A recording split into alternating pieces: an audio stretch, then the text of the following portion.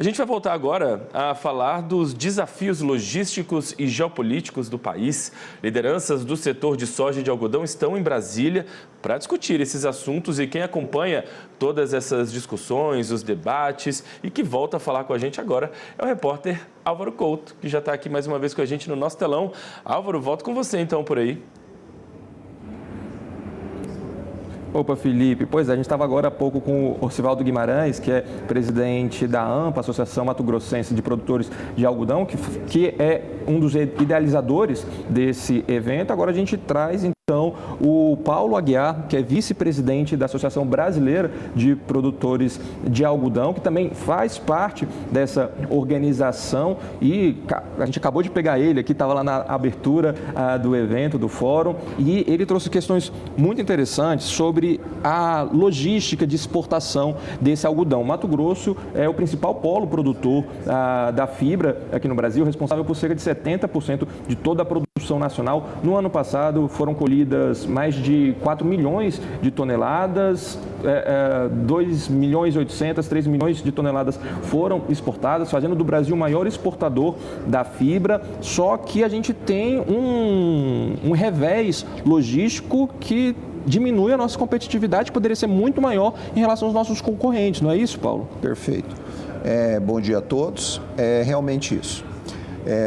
Desde que o algodão sai em cima de um caminhão da propriedade, por exemplo, vamos pegar a região de Sorriso, até ele chegar no porto de destino na Ásia, seja ali no Vietnã, seja na China, né, naquelas regiões, ou até mesmo ali no Paquistão, nós levamos até 90 dias para entregar o produto. Então, é um período muito longo que o seu cliente tem que ficar esperando pelo produto comprado. Pode continuar, eu estava aqui porque vieram trazer uma água para o senhor, então quando quiserem trazer a água pode vir aqui. Mas e essa logística toda, o quanto ela atrapalha os nossos produtores? Porque o que a gente vê, pelos números que eu acabei de mostrar, que os nossos produtores, para dentro da porteira, eles estão fazendo a parte deles, eles cumprem com as regras ambientais, eles ampliam cumprindo as regras ambientais, eles ampliam a área produzida, eles aumentam a produtividade dentro daquela lavoura, mas aí quando sai da porteira, aí eles esbarram nessas questões. Então, já aproveitando isso também, o que o setor, o que a associação vê como solução para minimizar esses impactos? Nós precisamos de fazer um grande estudo, um grande projeto e realmente tentar revolucionar a questão logística dentro do país, né? Nós crescemos exponencialmente nos últimos anos, nas últimas décadas, na questão de produção agrícola, com bastante produto para exportação, mas infelizmente na parte de logística, de infraestrutura, nós ficamos muito aquém. Então, as nossas rodovias estão sobrecarregadas, vários caminhões transportando toda essa produção, com poucas estrutura de rodovias às vezes ainda simples, sem ser duplicadas.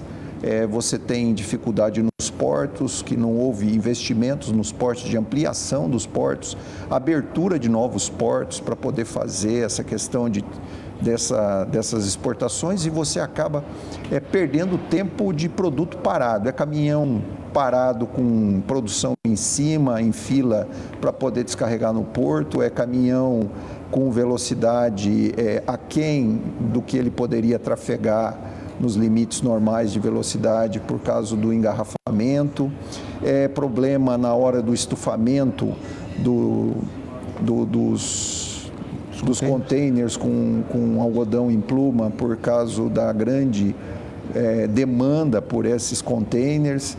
Na questão da nomeação dos navios, que acaba perdendo o navio que foi nomeado e você tem que esperar mais 15 dias para passar um próximo navio para poder fazer o carregamento disso. E tudo isso vai se transformando em custo, mas um custo que ninguém ganha, é um custo perdido, é uma coisa que nem o transportador ganha, nem o cara que está fazendo o trabalho de estufamento ganha, nem o armador ganha, e muito menos quem está operando o porto lá no carregamento dos navios ganha.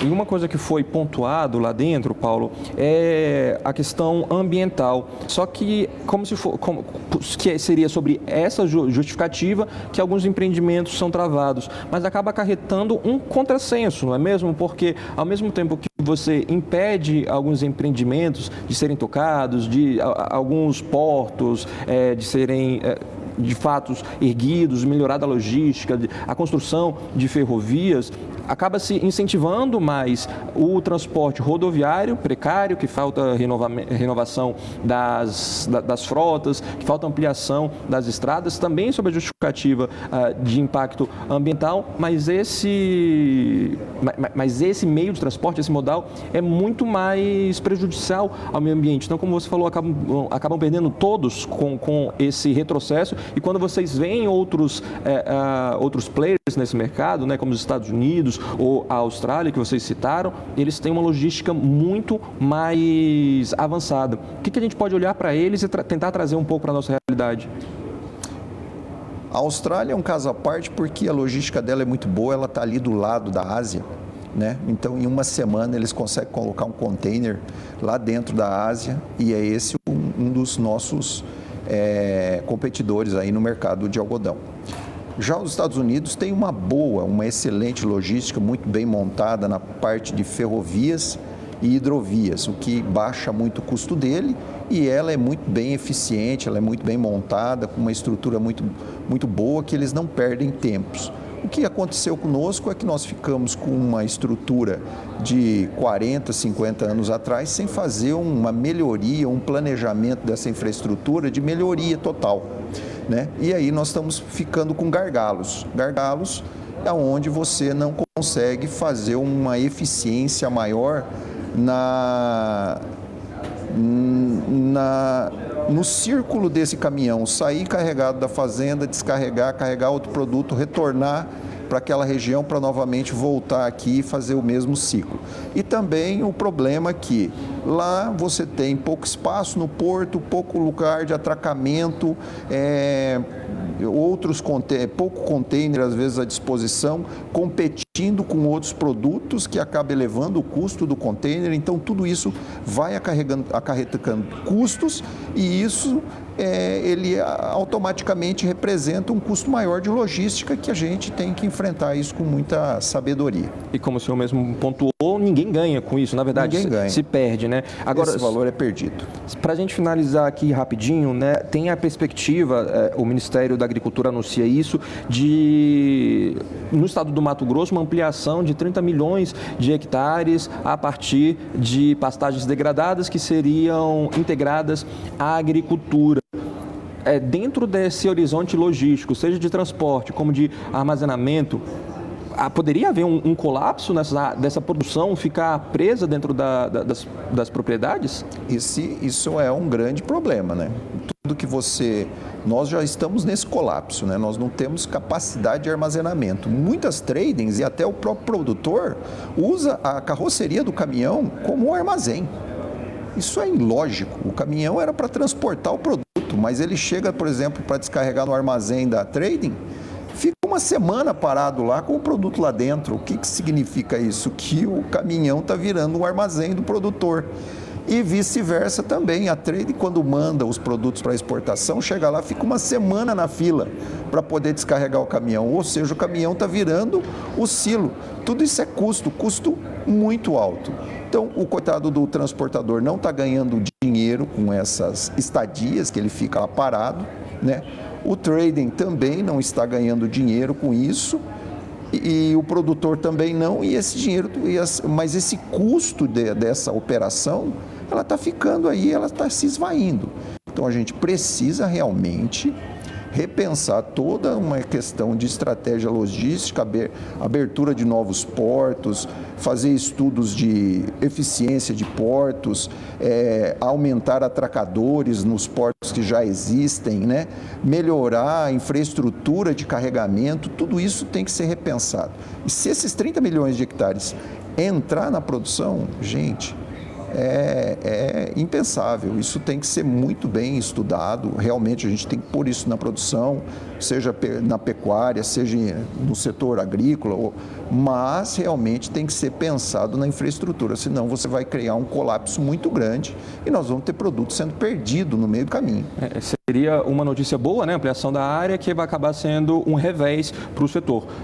Vice-presidente, muito obrigado pela sua participação. Pode beber a sua água agora. A gente vai retomar aqui a cobertura do evento. Já está acontecendo o primeiro painel, já encerra essa primeira parte da manhã. À tarde a gente retorna com a participação, inclusive, de Carlos Goulart, o secretário do Ministério da Agricultura e Pecuária, e outros representantes de agências reguladoras. Como a gente falou no início, as discussões aqui elas vão gerar um documento, um manifesto das demandas do setor com as soluções, e a gente vai acompanhar junto com as associações aqui presentes o andamento dessas demandas. Eu agradeço a oportunidade, agradeço a todos que estão nos ouvindo aí e espero que todos começam a refletir que nós precisamos realmente conversar com o governo, com os políticos, para que eles comecem a olhar a infraestrutura do país com bons olhos e fazer realmente um esforço de melhorar isso. Voltamos aos estúdios. Valeu, Álvaro. Muito obrigado aí pela participação. Obrigado especial também ao vice-presidente que nos deu a honra aí dessa participação, vice-presidente da Abrapa. Um ótimo trabalho aí para vocês. Voltaremos a conversar ao longo da programação. Agora são 11h58.